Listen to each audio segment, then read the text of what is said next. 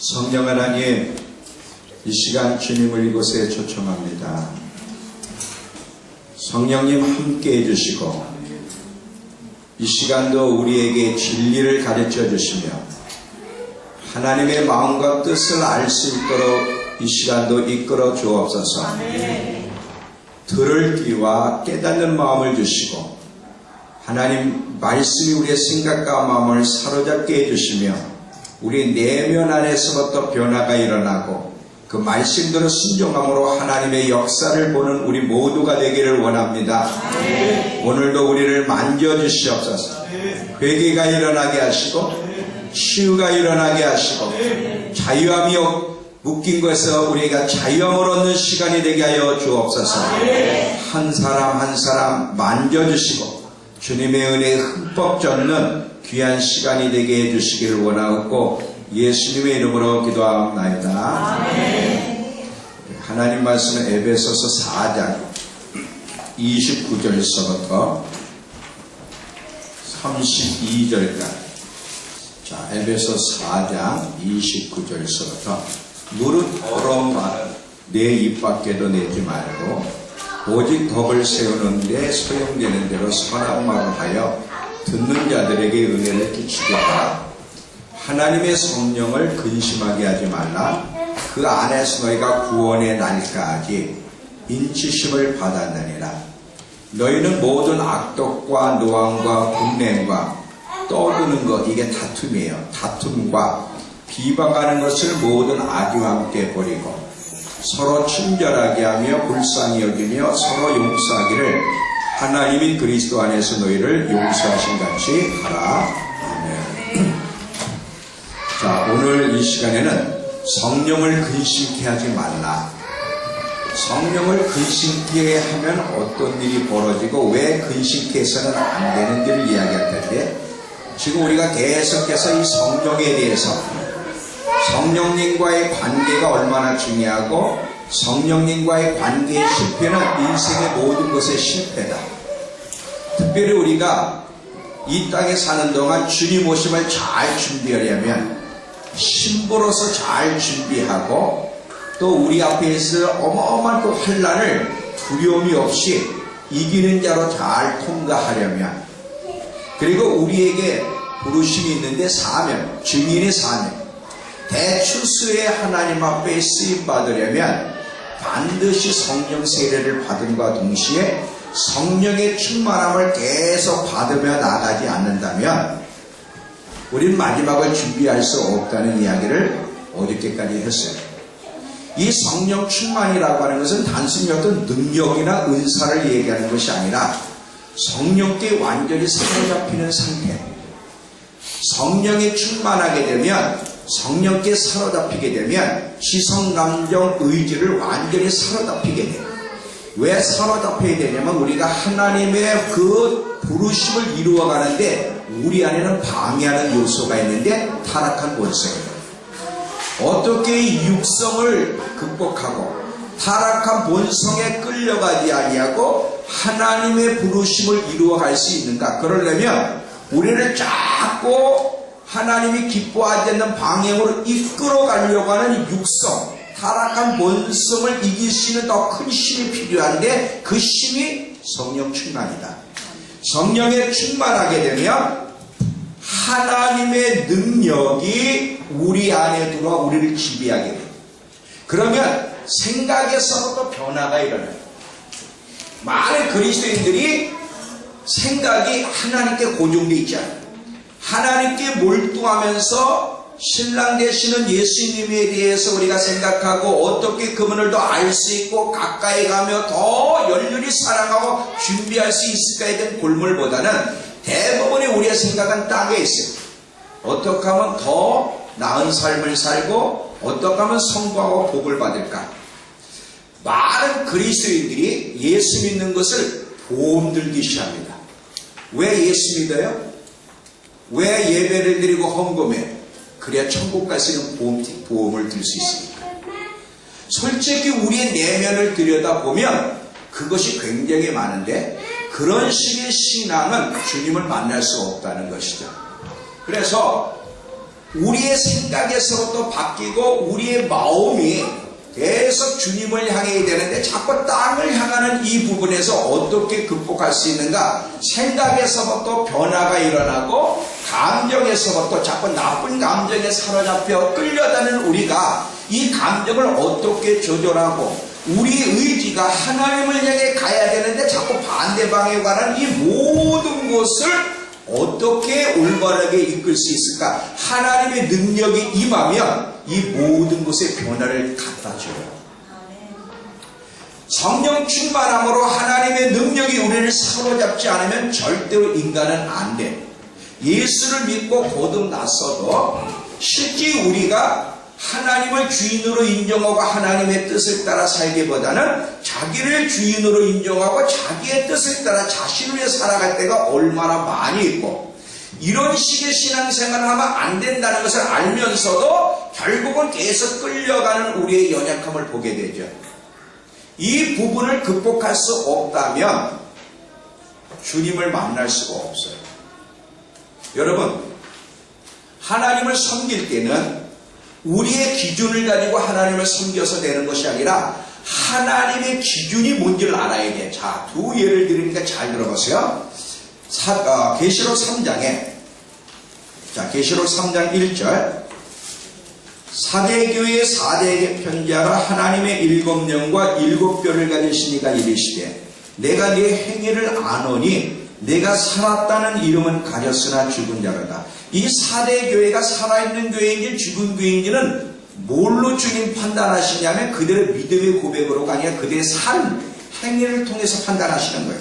너는 일깨워 그 남은 바 죽게 된 것을 굳건하게 하라. 내 하나님 앞에 내 행위에 온전한 완벽한 걸 얘기하는 게 아니에요. 성숙함을, 온전한 걸 찾지 못하였노니 그러므로 내가 어떻게 받았고 어떻게 들었는지 생각하고 지켜 회개하라. 만일 일깨리 돌이키지 아니하면 내가 도둑같이 이르리니 어느 때 내게 이르는지 내가 알지 못하리라.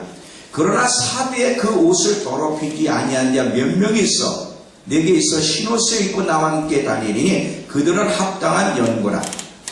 이기는 자는 이와 같이 흰옷을 입을 것이요 내가 그 이름을 생명책에서 결코 지우지 아니하고 그 이름을 내 아버지 앞과 천사들 앞에 시인하리라. 귀 있는 자는 성령이 교회들에게 하시는 말씀을 들으라는 거야.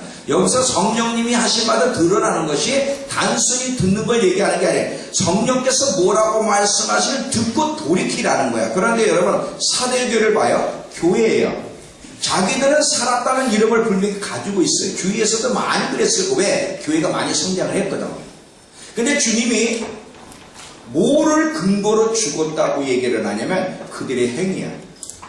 너의 행위가 온전치 못하다는 거야. 계속 하나님의 말씀을 듣고 배웠는데도 불구하고 그 말씀이 너희들에게 영향을 주지 못하고 너희 안에 그리스도의 형상을 이루어가지 못하고 성령의 열매가 맺어가지 못하고 계속 미성숙한 가운데 있다면 너희는 죽은 자라는 거예요. 그러니까 우리는 신앙 고백만 하면 그리고 열심히 교회 생활을 하면 좀 미성숙해도 하나님이 칭찬하시고 상을 주실 거야 이렇게 생각해. 근데 사대교회 하나만 보더라도 하나님 앞에 쓰려면 내 기준이 아니라 하나님의 기준이 뭔지를 알고 그 기준에 입각해서 살지 않으면 하나님을 만나기 어렵다. 여기 이기는 자에게 주신 보상을 잘 보세요. 지금 다시 한번 5절에 이기는 자에게는 흰옷을 입을게요. 우리 예수 믿음과 동시에 흰옷을 입었고 언제든지 흰옷을 가지고 갈 거라고 그러는데 아니야. 이기는 자에게는 흰옷을 주고 그리고 그 이름을 생명책에서 결코 지우지 아니한대. 그러면 여러분 생명책에서 이름이 지워질 수 있다는 얘기예요? 없다는 얘기예요? 있다는 얘기예요. 그 생명책에서 이름이 지워진다는 얘기를 누구한테 또 얘기하죠? 네, 감사합니다. 모세가 이스라엘 백성을 애굽에서 이끌어냈는데 이들이 광야에서 계속 하나님을 대적하잖아요. 그래서 하나님이 전부 다 쓸어버리겠다 그랬더니 모세가 하나님 이스라엘 백성을 다 쓸어버리거든 내 이름을 생명책에서 지우십시오. 그랬더니 뭐예요? 내게 범죄하면 너도 누구도 난 생명책에서 이름을 지울 수 있다 그랬어요. 우리는 그냥 예수 믿고 생명책에 기록되면 어떻게 살아도 영원히 기록되고 지워지지 아니할 것. 성경은 그런 건 아니에요. 그러니까 하나님을 올바로 섬기려면 하나님이 어떤 분이신지를 바로 알고 하나님의 기준을 깨닫고 기준을 따라 살려고 애를 쓰고, 그렇지 못할 때는 회개하면서 자꾸 기준을 따라 살아가려고 노력해야 되는데, 이런 수고한 노력이 없이 적당히 이 정도 예수 믿었고 이 정도 신앙생활하면 됐지라고 하는 것은 굉장히 어리석은 자들의 모습이에요. 그래서 그리스도인들의 첫 번째는 하나님이 어떤 분인지를 알아가는 거예요. 하나님이 어떤 분인지를 알아가지 못하면 망할 수도 있다는 말이 성경 어디에 있죠? 네, 호세아 4장 6절에. 자, 호세아 4장 6절 가보세요. 내 백성이 지식이 없음, 내가 누구인지 나를 알아가는 지식이 없으므로 망하는도다. 내가 지식을 버렸으니 나도 너를 버려 내 제사장이 되지 못하게 할 것이요, 내가 네 하나님의 율법을 잊었으니 나도 내 자녀를 잊어버리리라. 자, 여기 보면 하나님이 어떤 분을 알아가지 가는 일에 힘쓰지 않으면, 하나님의 기준이 뭐고 하나님이 세우신 삶의 원리가 무엇인지를 모르면 망할 수도 있다는 거예요. 항상 우리의 기준은 하나님의 기준보다 낮아. 하나님의 기준이 높죠. 자, 또 보세요. 이 그리스도인들이 예수를 믿으면서 이 열매를 맺는 거의 중요성을 몰라. 우리는 열매를 맺지 못해도 예수를 믿는다고만 고백하면 언제든 천국까지 티켓 딱 안전하다고 생각을 해요. 근데 세 구절을 제가 이야기가 잘 들어보세요. 요한복음 15장 먼저 가보세요. 1절과 2절만 볼게요. 나는 참 포도나무여 내 아버지는 농부라. 물은 내게 붙어 있어. 붙어 있었다는 건 믿는다는 거죠. 내게 붙어 있어. 열매를 맺지 아니하는 가지는 아버지께서 어떻게 한다? 그것을 제거해 버리시고, 무릇 열매를 맺는 가지는 저 열매를 맺게 하려 하여 그것을 깨끗게 하느니라. 누가복음 13장 6절에서 9절. 누가복음 13장 6절에서 9절. 이에 비유로 말씀하시되, 한 사람이 포도원에 무화과 나무를 심은 것이 있더니 와서 열매를 구하였으나 얻지 못한지라. 포도원 지기에게 이르되, 내가 3년을 와서 그 무화과 나무에서 열매를 구하되 얻지 못하니 식어버리라. 어찌 땅만 버리게 하겠느냐? 대답하여 이르되, 주인이여 금년에도 그대로 두소서. 내가 두루 파고 거름을 주리니 이후에도 만일 열매가 열면 좋거니와 그렇지 않으면 찍어버리소서. 열매를 계속 맺도록 시간을 주시고 권면하시고 계속 성령님이 우리의 양심을 찌르는데도 열매를 맺지 않으면 어느 날 주님이 떠납니다. 자, 이 무화과 나무의 열매를 맺지 않는 부분에 대해서 또 어디서 나오죠?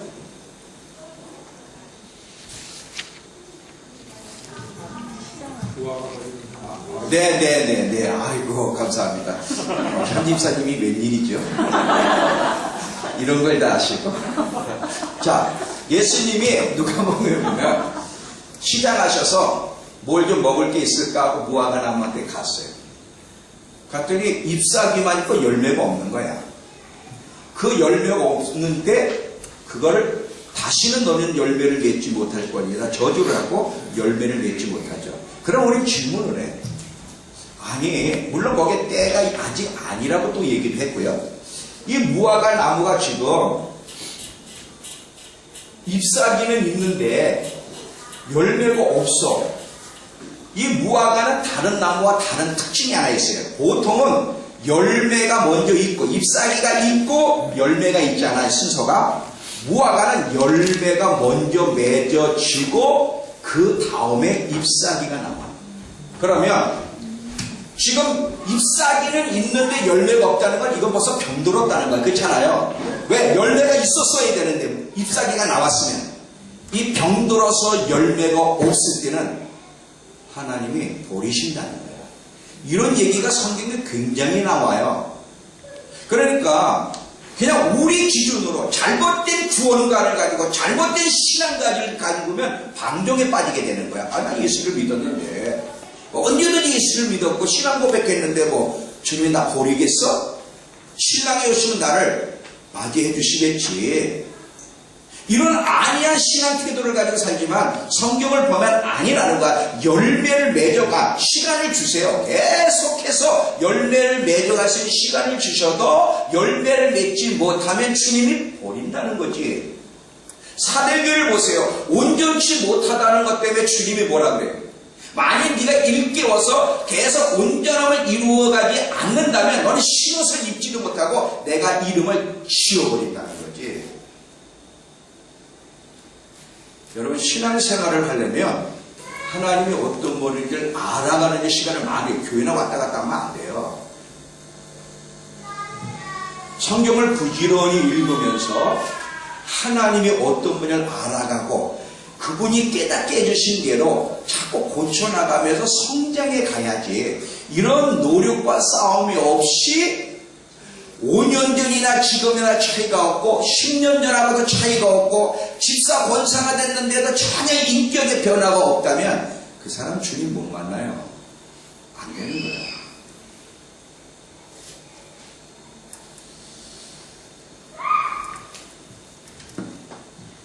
성령 충만 없이는 마지막을 걸어갈 수 없습니다. 계속 여러분 이 타락한 본성을 잡아요. 성경 읽으려면 얼마나 저항이 와. 그렇잖아요. 성경 읽어야 되는 게 중요하다는 거 알지만 바빠서도 성경 읽는 것 빼앗기지만 괜히 성경을 딱 읽으려고 하면 괜히 속에서부터 저항이 오는 거야. 꼭 이렇게. 이거 너무 율법적이다. 저 목사님 하면 경건 훈련표를 내라 그러고 기도 방언 30분, 성경 5장, 호흡기도. 이거 너무 율법적 아니야? 꼭 이런 식으로 예수를 믿어야 돼. 괜히 저항이 온다 이거지. 그리고 막 하려면 줄을 확 보면서 어떤 식으로도 방해가 와. 육체가 여러분 잘 봐요. 육체는 항상 들어놓는 걸 좋아한다. 일어나서 기도하려면 육체가 그래야 하는 거 봤어? 자, 내가 새벽 예배를 내일부터 꼭 새벽 예배를 나가야지. 꼭 5시에 내가 집에서든 교회에서든 꼭 새벽 예배에 나가야 되고 4시에 이제 딱 시간을 맞춰요. 그 땅 하면 일단 소리 때문에 벌떡 일어나. 벌떡 탁 일어나보자 육체가 정신 차려. 네가 언제부터 새벽 예배를 나간다고 계속 설득해. 그럴듯하게. 너 오늘 이런 식으로 하면 하루 종일 멍해지고 피곤해서 아무 일도 못해. 계속 설득을 해 육체가. 왜? 육체는 하나님이 원하지 않는 쪽을 우리를 이끌어가는 이 육체는 타락한 그 체질이기 때문에 그러는 거예요. 예수 믿을 때 영이 구원받았지만 혼과 육은 아니야. 여러분 이 구원 문제에 대해서 왜 사람들이 자꾸 착각을 하냐면 구원은 여정이라는 걸 모르는 거예요. 여정. 시제가 과거, 현재, 미래예요. 예수를 믿고 거듭날 때 영에서부터 구원이 시작되죠. 계속 성화를 통해서 혼이 이제 우리 내면의 영혼이 계속 구원을 이루어 가는 가운데 주님 오실 때 몸과 함께 완성을 이루는 거예요. 이 일을 이제 성령님이 이끌어 가시는 거야. 구원의 날까지 너희를 인치셨다는 게 말이야. 완전한 구원까지 성령이 일하셔야 되는데 성령을 근식히 하면 그분이 일할 수 없다는 거지. 그래서 조심하라는 거예요. 근데 대부분 잘못된 구원관을 가지고 있는 사람은 여기서 그냥 이미 예수를 믿어 구원이 끝났다는 거지. 여정이라는 사실을 모르는 거예요. 빌립보서 2장 12절. 그러므로 나의 사랑하는 자들아 너희가 나 있을 때뿐 아니라 더욱 지금 나 없을 때에도 항상 복종하여 두렵고 떨림으로 구원을 이루어 가라 그랬어. 베드로전서 1장 15절서부터 17절. 오직 너희를 부르신 거룩한 이처럼 너희도 모든 행실에 거룩한 자가 되나 기록되었을 때 내가 거룩하니 너희도 거룩할지어다 하셨느니라. 외모로 보시지 않고 각 사람의 행위대로 심판하시는 이를 너희가 아버지라 부른즉 너희가 나그네로 있을 때를 두려움을 지내라. 왜? 잃어버릴 수도 있기 때문에. 성경 전체는 계속 이런 말을 해요. 그러니까 성령에 충만한, 성령에 붙잡히지 않으면 종교 생활을 할 수 있어도 영적 생활, 제대로 된 신앙생활은 불가능해. 제대로 된 신앙생활 하면서 마지막 주님 오시면 잘 준비하려면 인간의 연약함, 타락한 본성, 죄성을 극복하시는 힘이 필요한데 그 힘이 뭐다? 성령 충만이다. 이걸 제가 어저께까지 얘기해요. 그러니까 계속해서 성령 충만함 속에서 살아가는 것, 늘 성령이 내 안에 머물러서 그분의 능력이 나를 이끌어갈 수 있도록 하는 삶이 아니면 언제든지 탈선할 수 있고 언제든지 옛날로 돌아갈 수 있기 때문에 정신 바짝 차려야 돼요. 그래서 뭐라 그래? 깨어있어라, 준비하고 있어라. 뭐 그럴 필요가 없이 그냥 한 번 보더라도 영원한 구원이라면 모토록 깨어있어라, 준비하고 있어라. 이기는 자에게는 무슨 상을 주는 얘기에서 흰옷을 입을 것이요 이름을 지우자 이런 말 할 필요가 없지. 이미 다 끝났는데. 근데 아니라는 거지.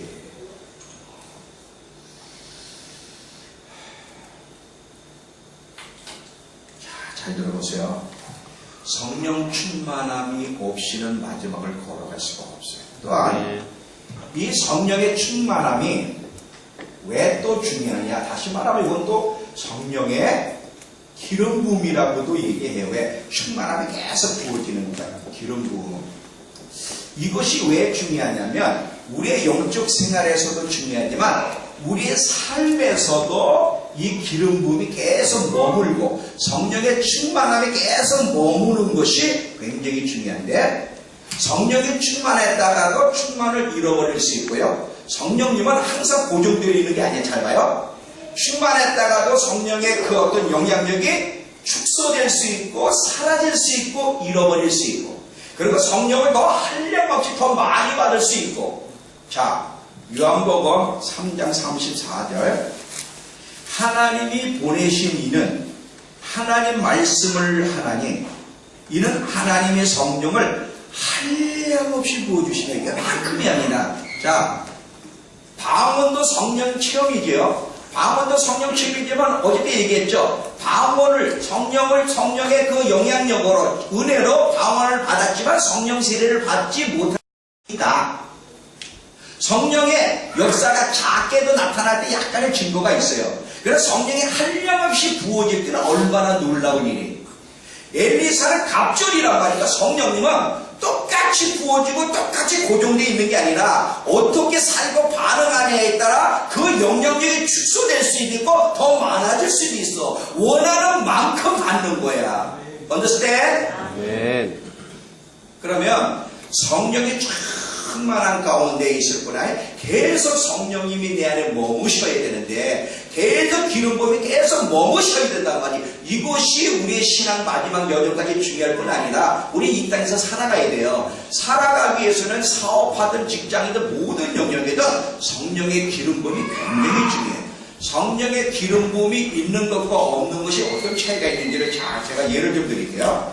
여러분 반주를 하든 사업을 하든 모든 사람이 성령의 기름 부음이 있을 때 없을 때의 차이는 성령의 기름 부음 속에 살아가면 모든 일이 쉽고 즐거워져요.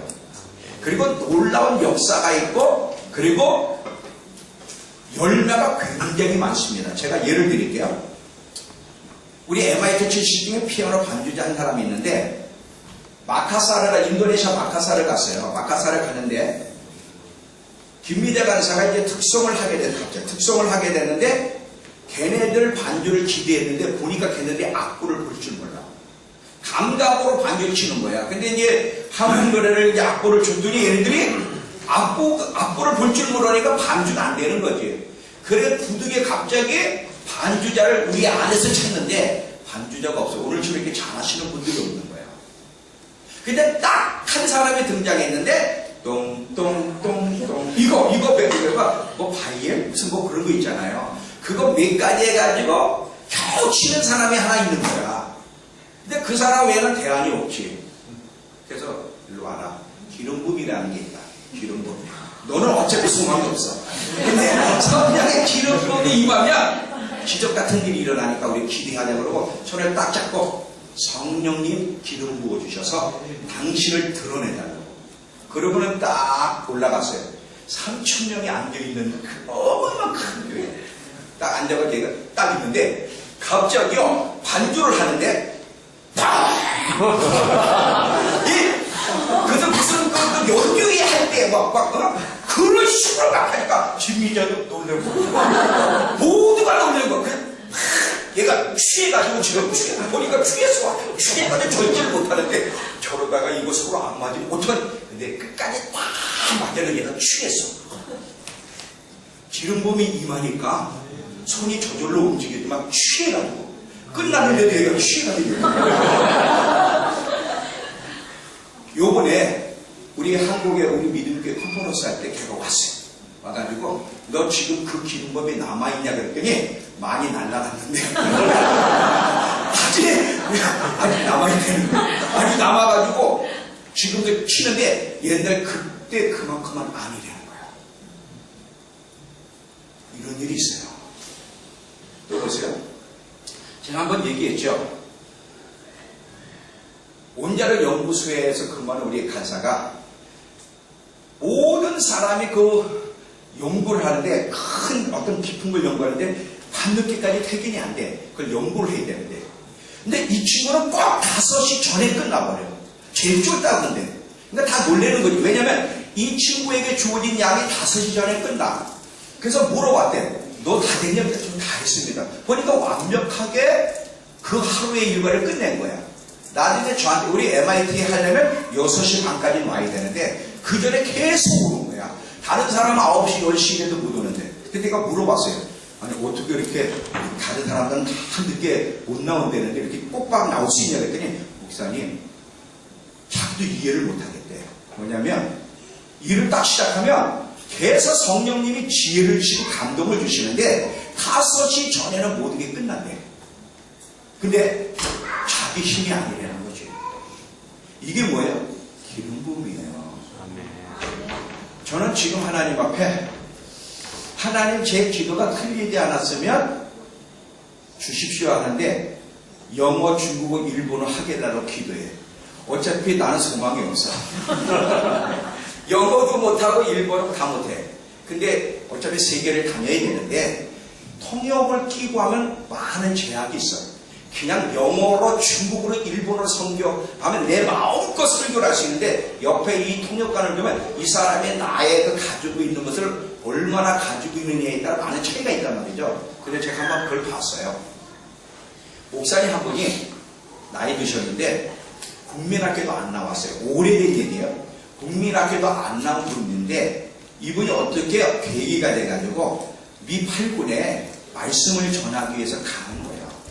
말씀을 전하면 거기 한국군인들도 있고 그래가지고 말씀을 전하러 가는데 갑자기 특별하게 하나님 오늘 무슨 말씀을 전해야 될지 그리고 미군들도 있는데 도와달라고 막 그러는데 갑자기 하늘에서 뭐가 이렇게 내려오더래.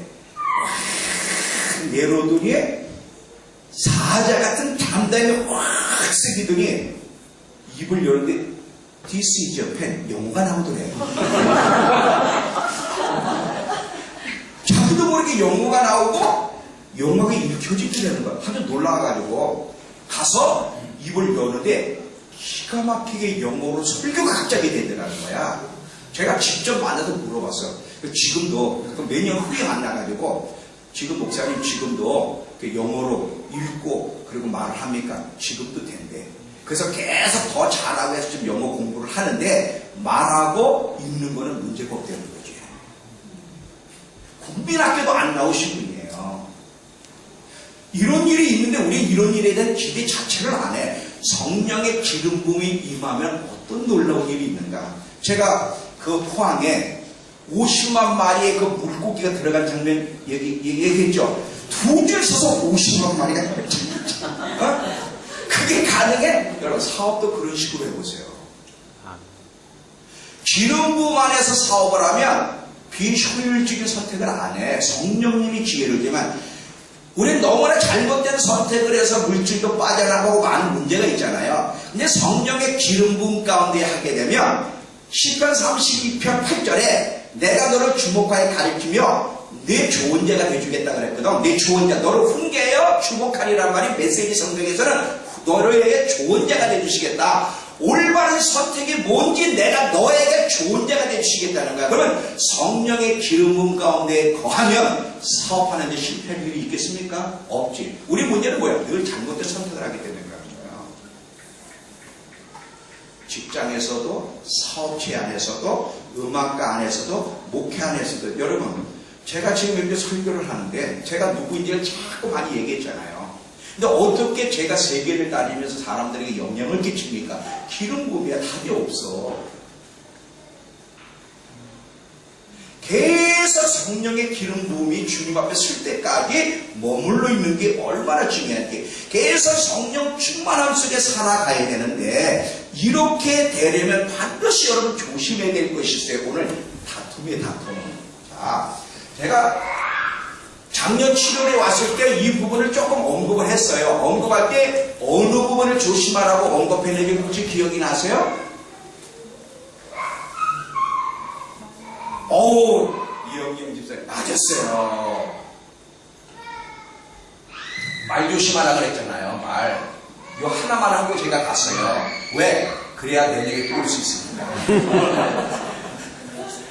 무릇 더러운 말은 입 밖에도 내지 말라 그랬잖아요. 왜? 더러운 말들, 부정적인 말, 비난의 말, 험담의 말, 자꾸 남의 약점을 드러내고 이런 것들이 더러운 말. 이 더러운 말이 성령을 근심케 하거든. 성령님이 근심케 하게 되면 어떤 일이 벌어지냐면 그분이 도와주시고 역사해야 되는데 상대를 안 해. 자, 구약에서는 성령님이 우리 안에 거하시지 않았기 때문에 떠나요. 사울에게서 떠났고 아담에게서도 성령님이 떠났고 이스라엘에도 떠났잖아요. 신약에서는 떠나진 않아요. 성령님이 우리 안에 다 거하고 계시기 때문에 우리가 주님 앞에 갈 때까지 떠나진 않는데 무슨 문제가 생기냐면 성령을 근심케 하면 상대를 안 해요.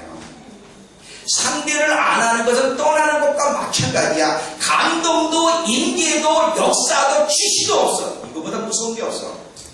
인간에게 가장 큰 비극이 뭐냐면 성령님이 떠납니다. 이 성령님이 떠나는 것, 다시 말해 상대하지 않은 것은 인간에게 비극입니다. 모든 것을 다 가지고 있어도 성령이 상대를 하지 않으면 주님 앞에 쓸 수 없거든요. 다윗이 우리 안에 바세바를 범하고 시편 51편에 보면 하나님께 간절히 기도하는 게 다 거둬가도 이 하나만 거둬가지 마십시오. 그게 뭔지 아세요? 성신 성령만을 거둬가지 마십시오. 성령님을 거둬가면 끝나는 거예요. 그러니까 인류의 최고의 비극은 윌린 테러도 아니고 그 어떤 것도 아니에요. 인간에게 최고의 비극은 성령님이 상대하지 않는 것이요. 인간에게 최고의 축복은 성령님이 돌아오시고 성령님이 함께 하시고 우리 가운데 머무는 것보다 더 놀라운 축복이 없다. 성령님을 얻으면 다 얻은 거고 성령님을 잃어버리면 다 잃어버린 거예요.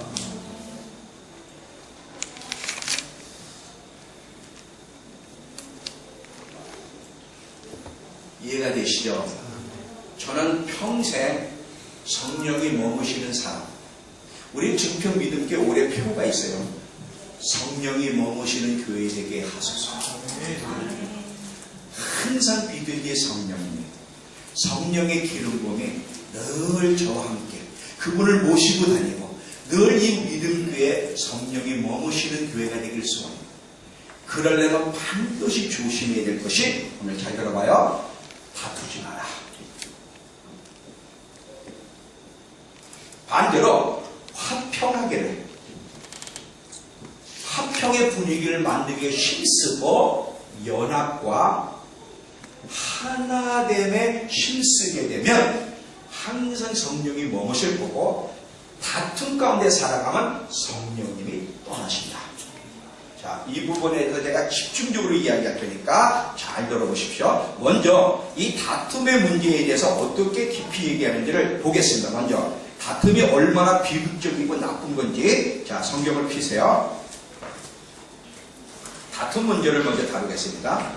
물론 성령을 근심케 하는 것은 거룩하지 않은 행실, 더러운 말로 성령을 근심케 하지만 오늘은 그쪽에 주안점을 두는 게 아니라 이 다툼 문제. 왜냐하면 그리스도인들이 너무 많이 다퉈. 근데 그 다투는 것이 얼마나 무섭다는 건 몰라. 왜? 늘 가정 안에서 부부 사이에 부모와 자식 간에 성도들끼리 늘 다투며 살면서도 그 다툼이 어떻게 성령님의 그 기름 부음을 차단시키고 하나님의 임재를 차단시키고 하나님의 능력을 차단시키는지를 몰라. 왜? 늘 그렇게 살았으니까. 여러분 궁금하지 않아요? 항상 우리 기도하잖아요.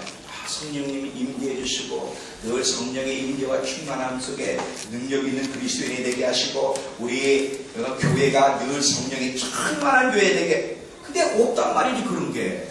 기도를 했는데 초대교회 안에 있던 그 역동성, 초대교회 안에 있던 성령의 임재의 증거, 초대 안에 있었던 그 엄청난 능력, 초대교회 안에 임했던 그 놀라운 활력과 기쁨과 담대함과 역동성이 왜 오늘날 교회는 없는가? 다투기 때문에 시간하게 가정에서도 다투고요, 교회 안에서도 다투고요, 교회 성교sek에 어디에도 안 다투는 거 봐서 치열하게 전쟁을 치열하게 다투. 근데 이게 얼마나 무서운 일을 이야기했으면 잘 들어보세요. 자, 한번 성경을 피겠습니다. 잠언서 13장 10절이에요. 다툼 문제를 먼저 얼마나 나쁜 문제를 다룰게요. 자, 13장 10절. 교만에서는 다툼만 일어날 뿐이라 권면을 듣는 자는 지혜가 있다. 다툼은 어디에서 일어난다? 교만에서. 자, 여러분 보세요. 부부 사이도 우리 보통 다툴 때 뭘 다퉈? 아이, 그거 틀렸어. 아이, 당신이 틀렸다니까. 내가 맞아. 아이, 당신이 틀렸대. 맞느냐 안 맞느냐 오르냐 그러냐 티끌티끌 싸우잖아. 그래서 성경 뭐라고? 왜 싸운다고? 교만해서. 그러니까 여러분이 부부 사이의 싸움이 딱 일어나면 교만이 드러났구나 딱 알면 되는데 이게 교만하다고 생각 안 해요. 속 터지냐고만 생각. 속 터지는 게 아니라 교만이 터져 나왔어. 지금 교만에서는 다툼만 일어난다. 17장 1절. 마른 떡 한 조각만 있어도 화목하는 것이 제육이 집에 가득하고도 다투는 것보다 낫다. 다툼이 얼마나 나쁘고 무서운 건지 알죠? 재벌이라도 형제끼리 돈 때문에 다투는 인간들보다 최소한 남을 게 없는데 서로가 사랑하고 화목하는 게 훨씬 낫다. 왜? 거기는 성령님이 머무실 거거든요. 14절. 다툼의 시작은 뚝에서 물이 새는 것 같은즉 싸움이 일어나기 전에 빨리 시비를 그치라. 잘 봐요. 다툼이 딱 시작되면 뚝이 벌써 새서 물이 빠져나가는 게 무슨 뜻인지 알죠? 다툼이 시작되자마자 육신의 복, 영적인 복이 다 빠져나간다. 다툼의 시작은 뚝이 새서 물이 새어나가는 것처럼 모든 하나님의 은혜가 빠져나가고 더 이상 주어지지 않게 만든다. 그러니까 다툼의 삶은 영육간의 불행을 갖다 준다는 거예요. 20장 3절. 다툼을 멀리하는 것이 사람에게 영광이거늘 미련한 자마다 다툼을 일으킨다. 자, 그러면 다툰다면 다투는 거는 지혜롭다는 거야, 미련하다는 거야? 다툼을 멀리하고 다툼이 일어나기 전에 종식시키는 것이 하나님 볼 때 영광이라는 거야. 얼마나 아름다운 모습입니다. 여기서 지금 여러분 다툼에 대해서 성경이 다툼에 대해서 하나님이 어떻게 평가하시는지를 잘 보고 그분의 마음을 알아야 돼요. 야고보서 가보세요. 이번에 야고보서 3장 14절부터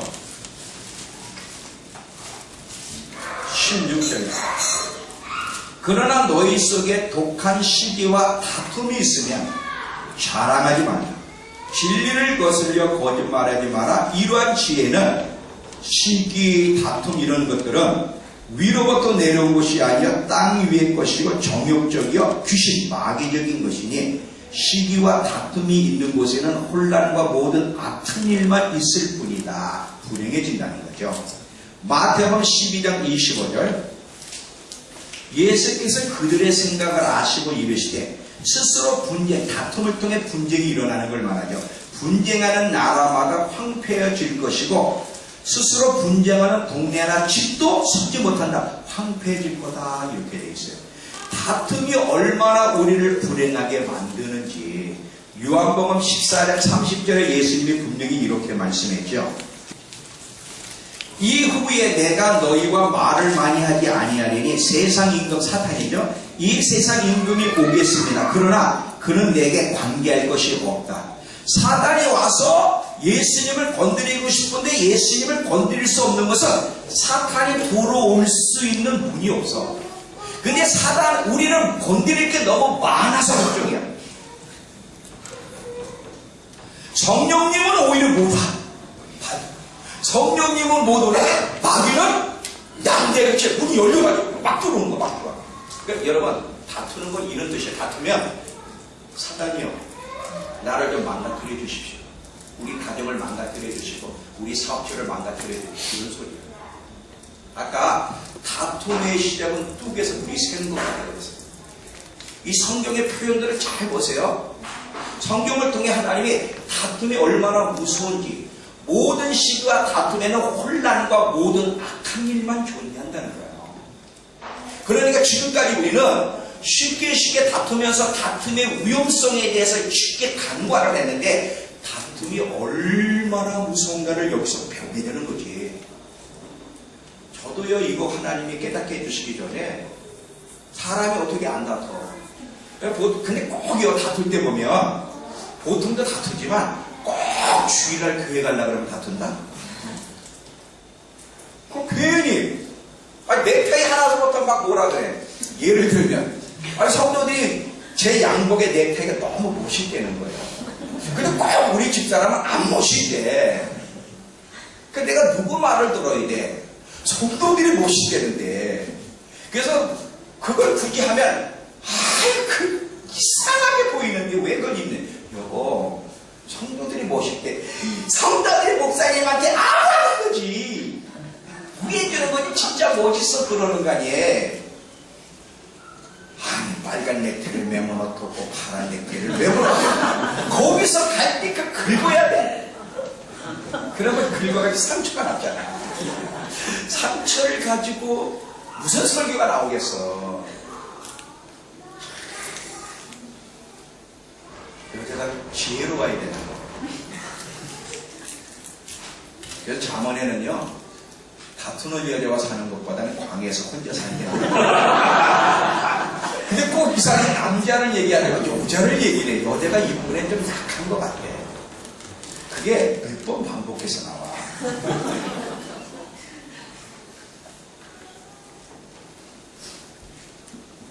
옛날에는 그런 맞받아 치잖아요. 나도 사람인데 갈 때 긁으면 나도 좋은 말을 안 하잖아.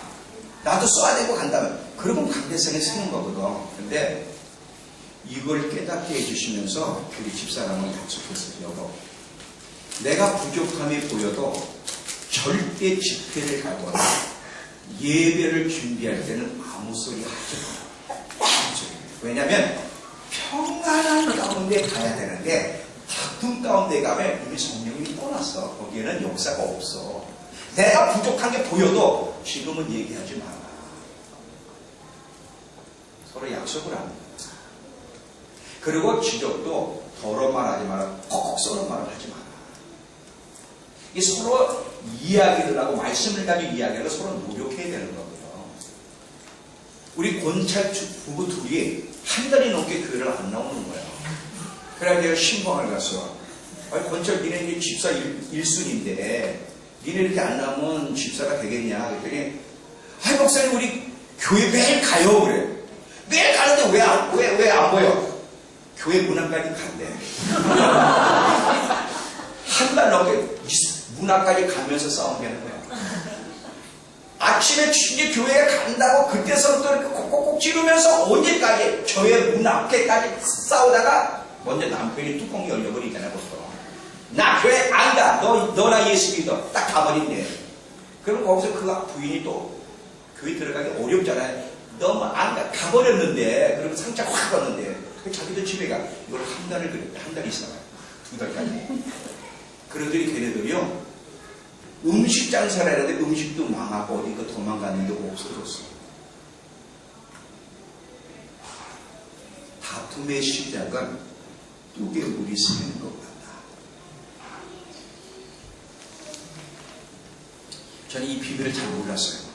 왜냐면 뭐 사람이 다툴 수 있지. 근데 이 다툼이 어떻게 사탄을 향해 문을 열어놓고 어떻게 하나님을 향해 문을 닫아 성령님 오시지 못하도록 성령의 기름과 임재를 차단시키고 하나님께로부터 우리를 띄워놓는지 이걸 몰랐어. 근데 얼마 전에 하나님 이 부분에 대해서 저에게 깊이 가르쳐주면서 앞으로 네가 더 깊은 많은 사람에게 영향력을 끼칠 텐데 그러려면 성령의 기름붐이 항상 너에게 머물러야 되는데 그러려면 네가 조심해야 될 것이다. 절대 다투지 마라. 요즘 제가 그걸 배우면서 고쳐나가고 있는 거예요. 다툼이 얼마나 무서운지를. 디모데후서 2장 먼저 14절을 보면 바울이 디모데에게 이야기해요. 너는 그들로, 즉 네가 지도하고 있는 그들로 이 일을 기억하게 하며 말다툼 하지 말라고 하나님 앞에 엄히 명령하라는 거예요. 이는 유익이 하나도 없고 도리어 듣는 자들을 망하게 한다는 거죠. 말다툼 하지 말라고 명령하라는 거예요. 그러면서 22절 23절에 24절만 읽을게요. 24절만 그냥. 주의 정은 마땅히 다투지 아니하고 모든 사람에 대하여 온유하며 가르치기를 잘하며 참으라. 주의 정은 마땅히 다퉈서는 안 된다. 잘 들어봐요. 다툼의 삶, 화를 내고 싸우고 용서하지 못하고 불화하는 이 다툼이라고 그럴 때는 말다툼도 다툼이지만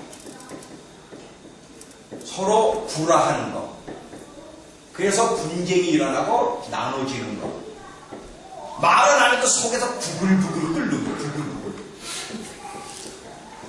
이게 다 다툼에 속한 것들인데 이것이 어떻게 우리를 불행하게 만들고 성령의 기름붐이 계속 머무르고 성령의 충만함이 있어야 되는데 그걸 어떻게 차단시키는지를 먼저 잘 이해를 하셔야 됩니다. 자, 예를 들게 잘 보세요. 만약에 여러분이 어느 집에 초대를 받았어요. 어느 집에 초대를 받아서 딱 갔는데 가자마자 그 부부들이 피 터지게 싸워. 소리 지르고 말이 막 싸워. 그럼 그 집에 있고 싶어요? 빨리 나가고 싶어요? 빨리 나가고 싶지? 성령님은 비둘기란 온유하시대. 굉장히 예민하신 분이에요. 자, 우리도 다투는 집에 한순간도 있고 싶지 않은데 성령님이 그렇게 다투는 가정에 머무시겠어요? 그렇게 다투는 교회에 그 성령님이 그 교회에 오시겠어요? 안 오죠.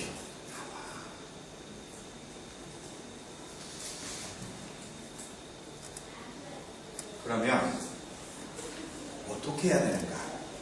계속 성령의 충만함 속에서 성령의 기름 부음이 계속 머물러 성령이 머무실 수 있는 사람, 성령이 머무실 수 있는 가정, 성령이 머무실 수 있는 교회, 성령이 머무실 수 있는 선교의 MIT가 되려면 다툼을 끝내고 화평하기를 힘쓰며 사랑과 연합 가운데 하나님을 힘써야 됩니다. 화평이 얼마나 중요하고 연합이 얼마나 중요한지를 이제부터 이야기할게요. 시편 133편. 자, 잘 보세요. 보라, 형제가 연합하여 동거하며 어찌 그리 선하고 이 표현 봐. 그냥 아름다운 거 해도 되는데 어찌 그리 선하고 아름다운 거. 근데 마치란 말이 빠졌어요. 이거는 마치 이것과 같다. 마치 머리에 있는 보배로운 기름이, 성령의 기름이 수염, 곧 아론의 수염에 흘러 그 옷깃까지 내림 같은 거 내림 같고, 홀몬의 이슬이 쉬운 산들의 내림 같도다. 거기서 연합과 하나 된 거기서 화평함이 있는 거기서 여호와께서 복을 명하셨으니 곧 영생이로다. 자, 여기 보세요. 헐몬산이 헤르몬산이에요. 이 헤르몬산의 이슬이 얼마나 중요한지 제가 이걸 보면서 궁금했어. 왜 헤르몬산의 이슬이 시온산에 내려갔다고? 도대체 헤르몬산이 뭔가 물어봤더니 그 이스라엘의 전문가한테 물어봤어요. 그랬더니 헐몬산은 크게 두 가지 중요점이 있다. 하나는 전략 요충지인데, 이 헐몬산이 제일 높대입니다. 이스라엘. 헐몬산을 중심으로 한쪽은 이스라엘이 경계를 쓰고 있고, 한쪽은 시리아가 경계를 쓰고 있고, 한쪽은 팔레스타인, 바빌론, 레바논 경계를 쓰고 있대요. 그런데 이 레바논이나 시리아에서 미사일을 쏴대면 가장 먼저 빨리 탐지하는 데가 여기서 캐치가 안 돼요. 여기서 캐치를 해서 본부에 알려야 그냥 파기 시켜버린대. 만약에 이걸 확보하지 못하고 여기가 전략 요충지, 여기가 없다면 날라와도 캐치하기가 어렵다는 거야. 여기서부터 먼저 캐치해서 폭파시키면 되는 거예요. 그러니까 전략 요충지로 헤르몬산은 그렇게 중요하고, 더더욱 중요한 게 있대요. 이스라엘 땅은 여러분 보통 땅과 달라서 하늘에서 주님의 비를 내려주시려면 아무것도 할 수 없는 땅인 건 우리가 다 알잖아요. 그죠? 그래서 항상 그들은 하나님이 비를 내려주셔야죠. 그 비를 내려주신 것 때문에 해야 돼. 그런데 놀랍게 헤르몬산의 이슬이 그렇게 많이 맺힌대네. 그 이슬이 얼마나 많이, 그 이슬이 땅속으로 스며들어 흘러서 강을 이룬다는 거야. 헤르몬산에서부터 시작해가지고.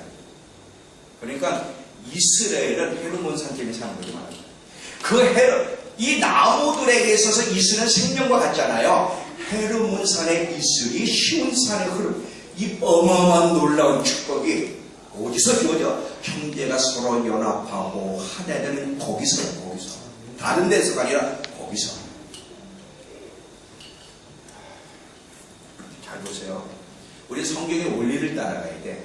무조건 믿는다고 되는 게 아니라 그 원리를 따라가지 않으면 불행해질 수 있는 거예요. 팔복에 보면 화평케 하는 자는 복이 있나니, 무슨 복이야? 하나님의 아들이라 일컬음을, 하나님의 아들의 특징 중에 하나가 뭐냐? 화평케 하는 자야. 그런 거 있는 거 아시죠? 네. 히브리서 12장 14절을 가시면, 히브리서 12장 14절, 모든 사랑과 더불어 화평함과 거룩함을 따르라. 이것이 없이는 아무도 주를 보지 못하다. 첫 번째가 화평함과 거룩함을 쫓는 자만이 주님의 임재를 경험하며 산다는 거지. 베드로전서 3장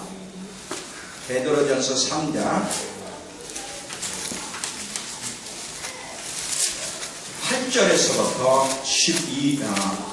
11절까지만 볼게요.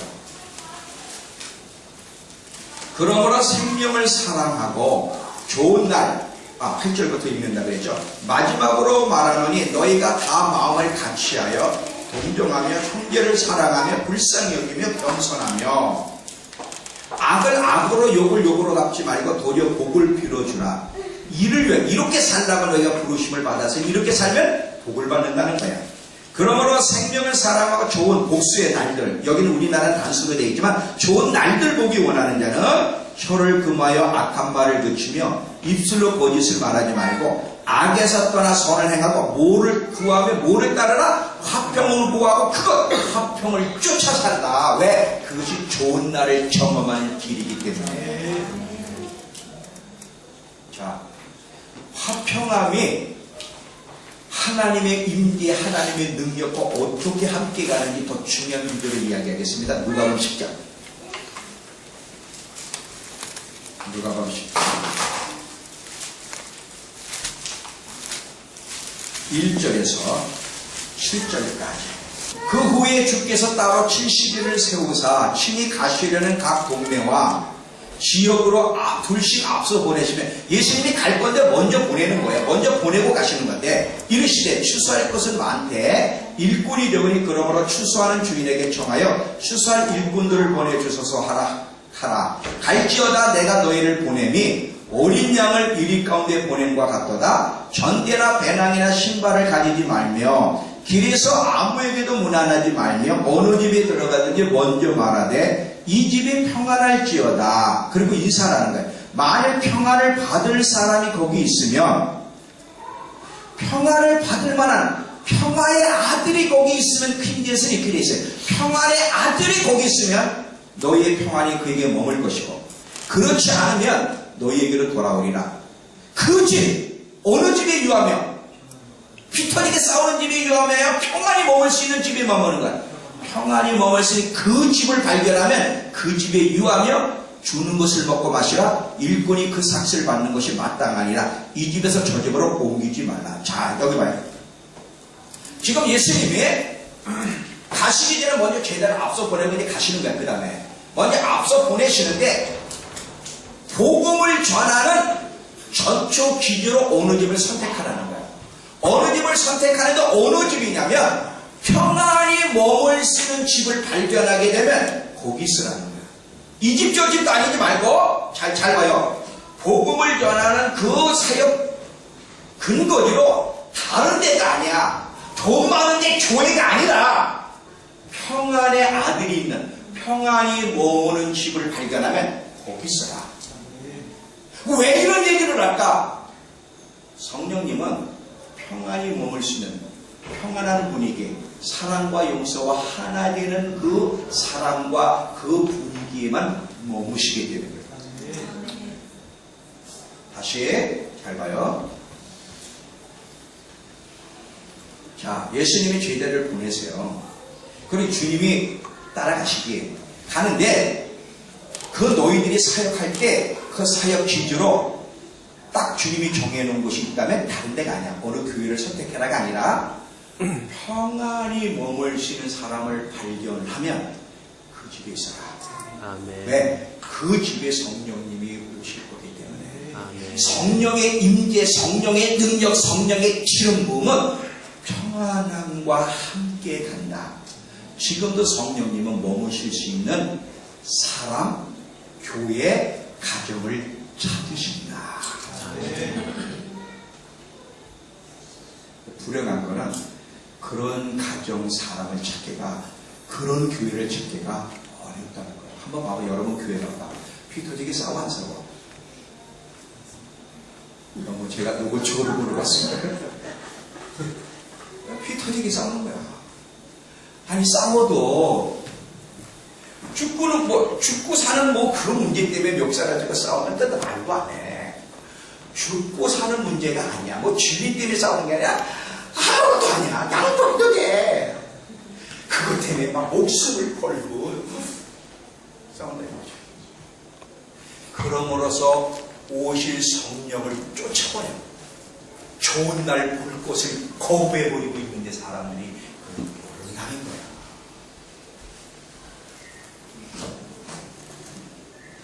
저요, 이거 지금 6개월 전부터 배우기 시작하고 제가 훈련받고 있는데, 나 이거 모르고 내가 주님 앞에 섰더라면 어떻게 됐을까? 말씀 암송하기 시작하면서 주님이 깨닫게 해주시는 게 너무 많은데, 난 이거 깨닫게 해주신 것 얼마나 감사하냐고. 성령이 머무실 수만 있다면, 성령이 머무실 수 있는 사람, 성령을 모시고 다닐 수 있는 사람, 교회만 될 수 있다면 어떤 데가라도 치를 각오가 있어요. 왜? 그거보다 더 중요한 것이 없기 때문에. 제욕이 많아도 피 터지게 싸우는 게 무슨 교회가 1000명, 2000명, 10,000명이라도 피 터지게 싸우고 물러가라. 너나 물러가라. 아시게요? 다 쓸데없는 거예요. 다 쓸데없는 거예요. 십자가가 있다고 하나님이 계십니까? 아니에요. 성경을 보라, 이 성경을. 마른 떡 한 조각만 있어도 교인이 수천 명이 아니래도 교인이 4명만 있어도 예배 드릴 때 거기에 화평하면 거기에 성령이 머물어. 근데 그 4명도 피 터지게 싸우면 그거보다 꼴보기는 없어. 4명. 내가 우리 성도들한테 아니 우리 교회가 수백 명 수천 명도 아니고 기껏해 다 셀 수 있는 숫자인데 50명씩이면 근데 니들끼리 이렇게 싸우냐? 꼴보기 하는 거야.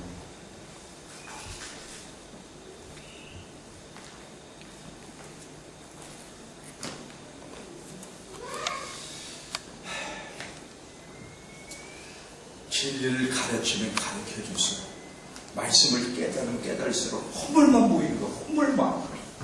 그래서 회개를 하고 또 하나 그러니까 주님 앞에 나가는 여정은요 계속 배우고 고치고 깨닫고 수정하며 가는 여정이에요. 그 쉬운 여정이 아니라고. 평안함과 연합과 하나됨이 얼마나 중요한지. 에베소 4장 3절. 에베소 4장 3절. 평안에 매는 줄로 성령이 하나 되게 하신 것을 힘써 노력하고 수고하여 지켜 몸이 하나여 성령도 한 분이시니 이와 같이 너희가 부르심이 한 소망 안에서 부르심을 받았다. 성령이 평안에 매는 줄로 성령이 하나 되게 한 것. 이 평안의 줄을 끊지 마라.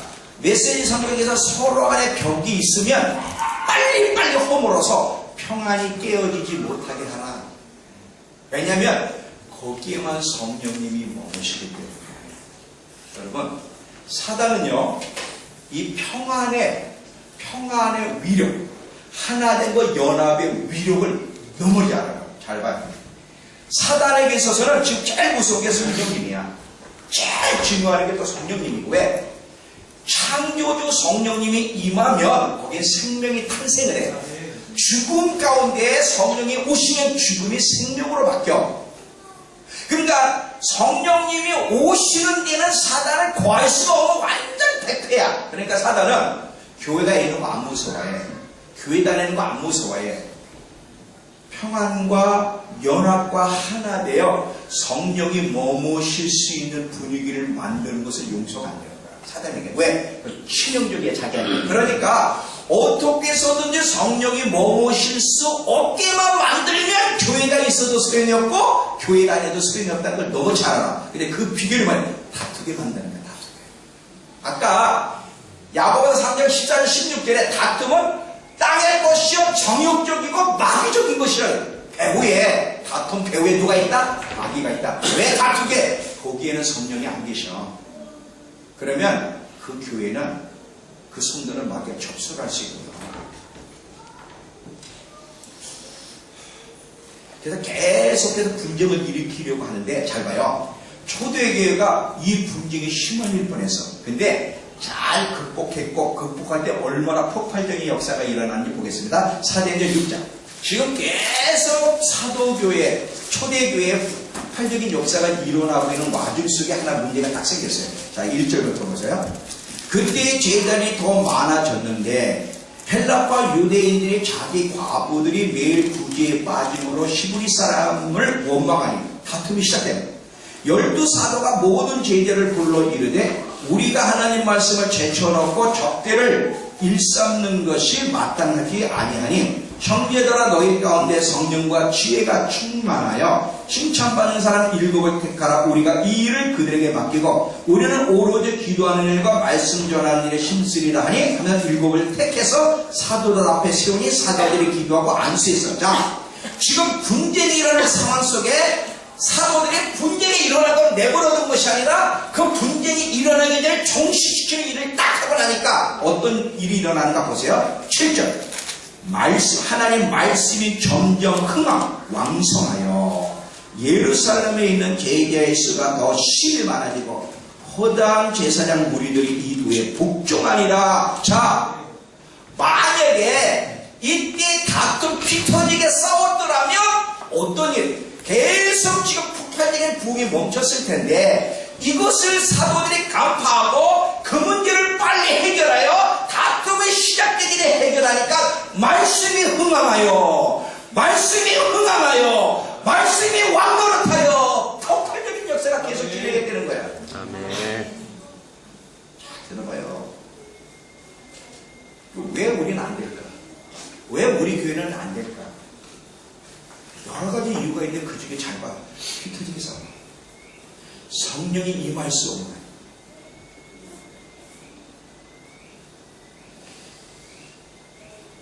이 초대교회는요, 성령의 능력이 크게 나타나고 머무르는 것이 초대교회의 특징이에요. 근데 이 초대교회에 이렇게 성령의 능력이 임하고 계속 머무를 수 있었던 거는 성경에 계속 반복해서 나오는 게 한 마음 한 뜻이 돼요. 한 마음 한 뜻이 돼요. 한 마음 한 뜻이 돼요. 이게 계속 반복해서 나와요. 자, 보겠습니다. 사도행전 1장, 먼저 오순절이 임하기 전에 1장 14절. 여자들과 예수의 어머니 마리아와 예수 아우들과 더불어 마음을 같이 하여 한 마음 한 뜻이 되어 오로지 기도에 힘쓰니라. 이렇게 될 때 오순절의 이름에 성령이 임했어요. 자, 2장으로 가보세요. 43절서부터 47절. 사람마다 두려워하는 자 사도들로 말미암아 기사와 표적이 많이 나타나니 믿는 사람이 다 함께 있어 모든 물건을 서로 통용하고 또 재산과 소유를 팔아 각 사람이 필요를 따라 나눠주며 날마다 마음을 같이 하여 성전에 모이기를 힘쓰고 집에서 떡을 떼며 기쁨과 순전한 마음으로 음식을 먹고 하나님을 찬미하며 온 백성에게 칭송을 받으니 주께서 구원받는 사람들을 날마다 더하게 하시리라. 아멘. 이 사도 초대교회의 놀라운 폭발적인 역사는 성령이 강력하게 역사하기 때문인데, 성령님이 강력하게 역사하며 계속 머무를 수 있었던 것은 성령이 머무실 수 있는 환경과 분위기를 그 교회가 만들려고 애를 썼기 때문이야. 연합과 하나됨과 화평이야, 화평. 한 마음 한 뜻이 돼요. 한 마음 한 뜻이 돼요. 아까 사도행전 6장에서 위기를 만날 때도 잘 극복했잖아요. 9장 가보세요. 9장 31절에 그리하여 온 유대와 갈릴리아 사마리아 교회가 평안하여 든든히 서가고, 평안 가운데 든든히 서가고 주를 경외함과 성령의 위로로 진행할 수가 더 많아지니라. 평안함 속에서 교회가 든든히 세워져가 되는 거예요. 평안한 가운데. 왜? 성령이 역사하시는 거예요. 여러분, 이 평안이라 그럴 때 오해를 또 마세요. 평안함이 중요하다 그러니까 야, 이것도 좋고 저것도 좋고 뭐 다 좋은 거 이거 아니야. 진리까지 태업하라는 게 아니야. 진리 안에서 진리. 평안하니까 모든 거, 기독교도 좋고 불교도 좋고 무당들도 좋고 모든 종교하지 않은 그 이런 이거 말고 진리 안에서.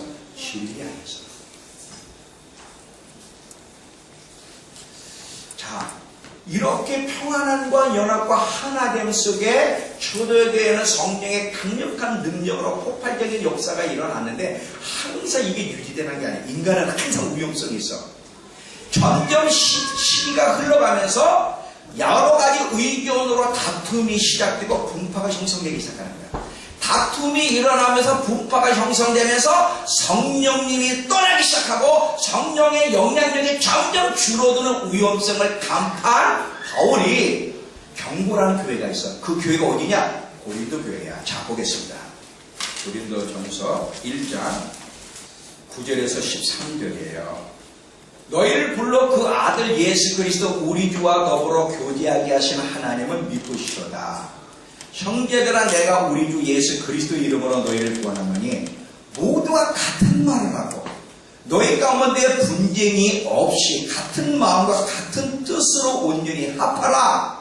내 형제들아, 근로의 지편으로 너희에 대한 말이 내게 들리니 곧 너희 가운데 분쟁이